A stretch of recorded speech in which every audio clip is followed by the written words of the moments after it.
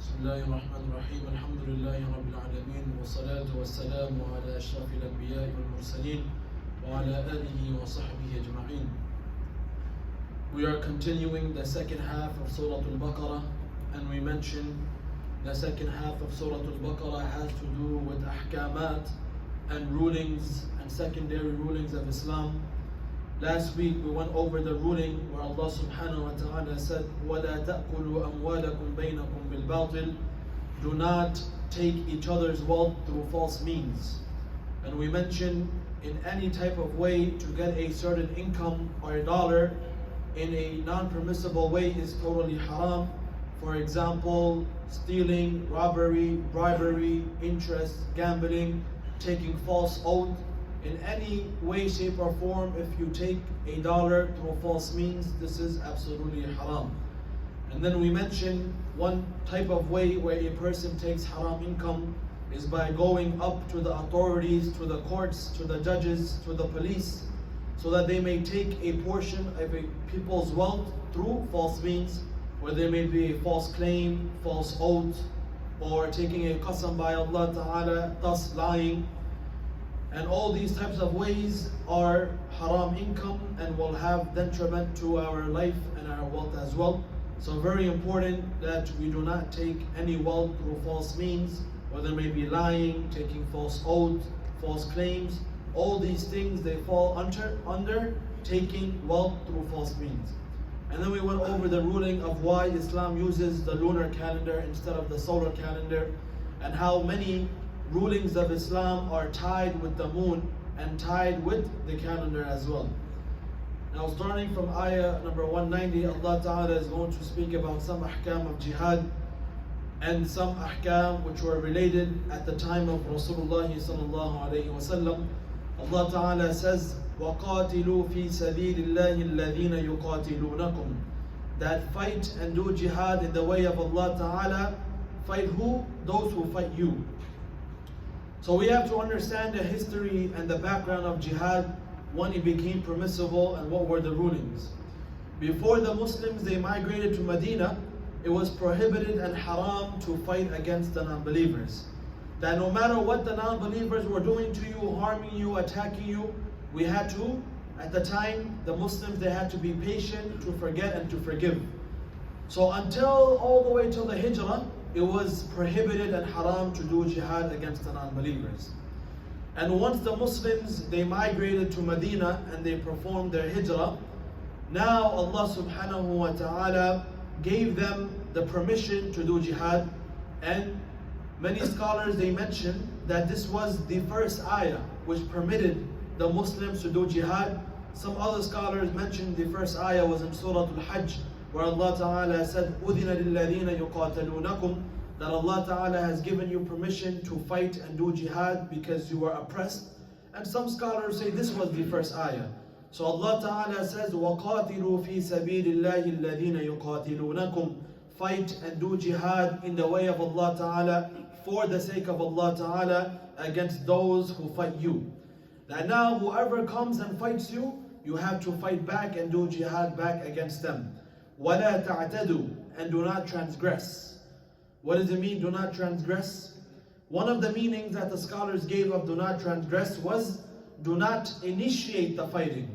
Do not be the attackers. This was the first meaning of وَلَا تَعْتَدُوا. But this meaning of do not be the attackers was abrogated by the next verse as well. Because just like how defensive jihad is necessary to defend yourself, sometimes to attack is necessary as well. So this is why that interpretation has been abrogated. The second interpretation, when Allah Ta'ala says to fight and do the jihad, but do not transgress, means do not do jihad against the children and the women and those who do not fight you. Sometimes, when the non-Muslims are fighting, their priests and their monks and their children and their women, they are not involved in the fighting. So the Muslims have been prohibited from fighting those who are in the back, who are not fighting. And mainly that is the monks, the priests. They're priests who are involved in the religious activities, but they are not involved in fighting. We are prohibited from fighting them. Similarly, the women and the children, they are not in the battlefield as well. So if we find them, we are not allowed to fight them as well or kill them. Like how Rasulullah sallallahu alayhi wa sallam said, نهى رسول الله صلى الله عليه وسلم عن قتل النساء والصبيان. That Rasulullah sallallahu alayhi wa sallam prohibited from killing the children and the women. So only fight those who come with evil intention and fight you. Those who are in the battlefield, those who are coming to attack, these are the ones that we have to fight back against. And those who are not involved in the fighting, it is prohibited from us to touch them. That's what it means by do not transgress. In other words, do jihad and fight those who fight you, but do not fight those who do not come near you. That's what it means to not transgress the limits. إِنَّ اللَّهَ لَا يُحِبُّ الْمُعْتَدِينَ. Indeed, Allah Ta'ala does not love or does not like those who transgress the limits. So again, this was the ayah which gave permission and permitted the Muslims to fight in the way of Allah Ta'ala, when for many years before the hijrah, they were commanded to be patient and to forgive and forget. And now Allah Ta'ala, after the hijrah, permitted the Muslims to fight back against the non-Muslims. And the reason for that is coming up, where Allah Ta'ala now says in the next ayah, وَقْتُلُوهُمْ حَيْثُ ثَقِفْتُمُوهُمْ وَأَخْرِجُوهُمْ مِنْ حَيْثُ أَخْرَجُوكُمْ. That fight them and do jihad against them wherever you find them, and expel them and take them out from where they took you out. Now, in order to understand this ayah, we have to understand the background of this ayah. Allah Ta'ala said, fight them wherever you find them, and to expel them and take them out from wherever they took you out. Now this ayah is going back to the year of Hudaybiyah, which was the 7th year of Hijrah. This was a very important incident in the history of Islam, where in the 6th year of Hijrah, the Muslims, along with Rasulullah sallallahu alaihi wasallam and the Sahaba, they went with the intention of performing Umrah. So they came from Medina to Mecca to perform the Umrah. And we know the famous incident, the non-Muslims and the non-believers, they stopped them and they prevented them from performing the Umrah. So what happened was they signed a peace treaty, which was known as the Peace Treaty of Hudaybiyah, that the Muslims are allowed to come the following year and perform their Umratul Qadha, their Umrah which is now Qadha, because they came to perform Umrah but they were stopped, so now they were going to do Qadha the next year. So this was in the peace treaty.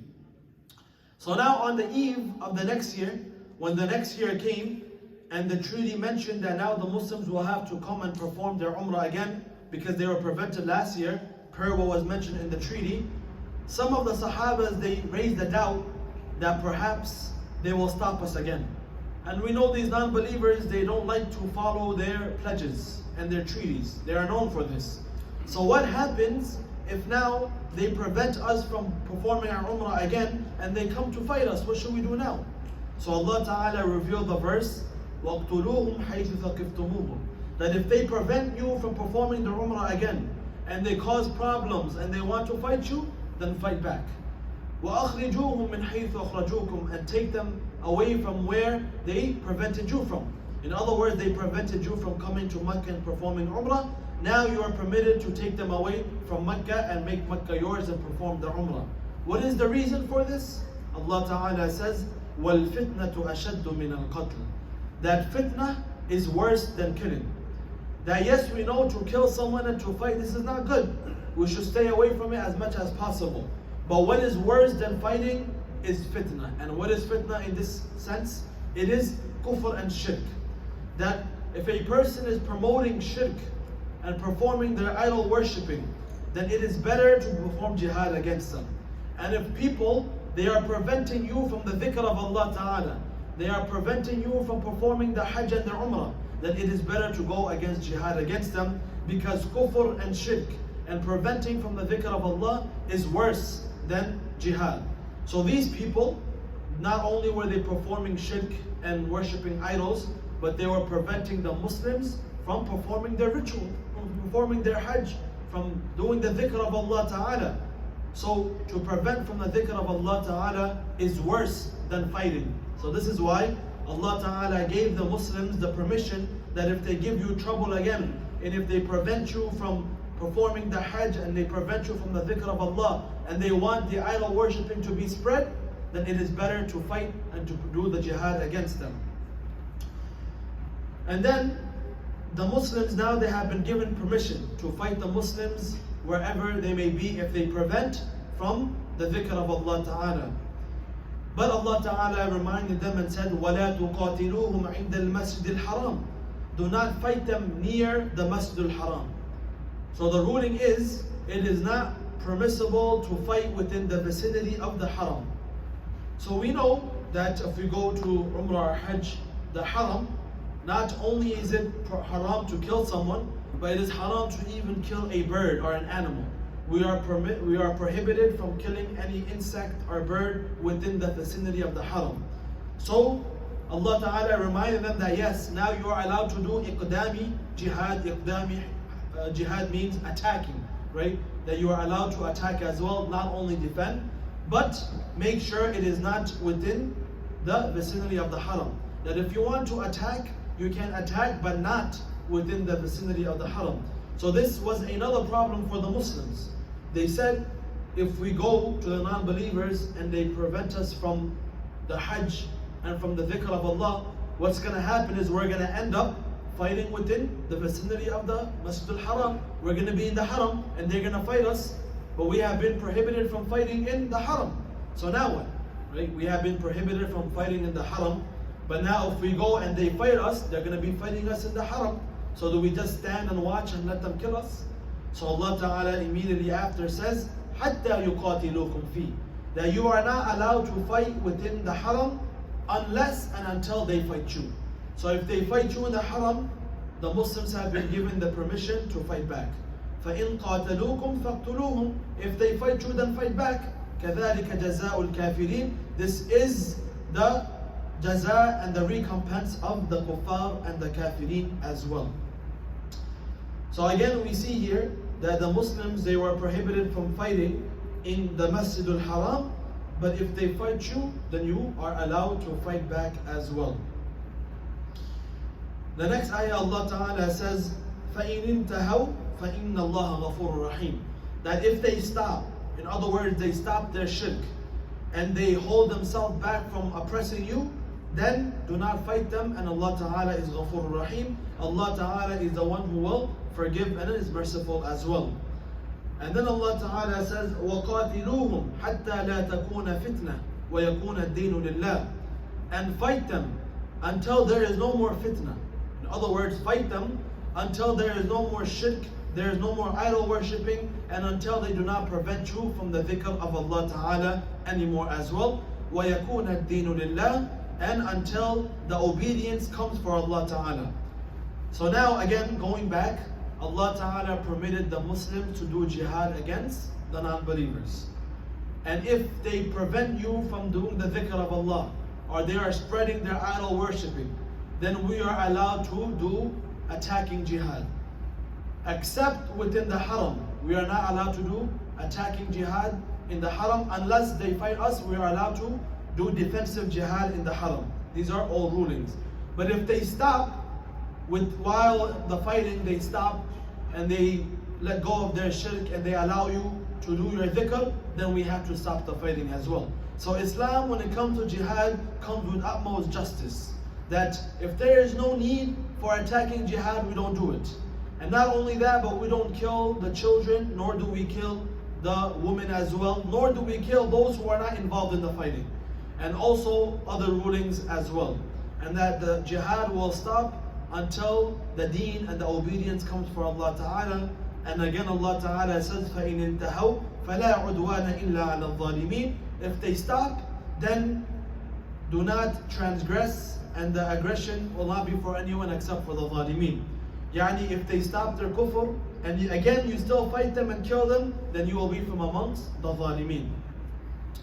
The next problem that came was there were certain months which are known as Ashhurul Hurum, the sacred months, and there were 4 of them, which is Dhul Qa'dah, Dhul Hijjah, Muharram, and Rajab.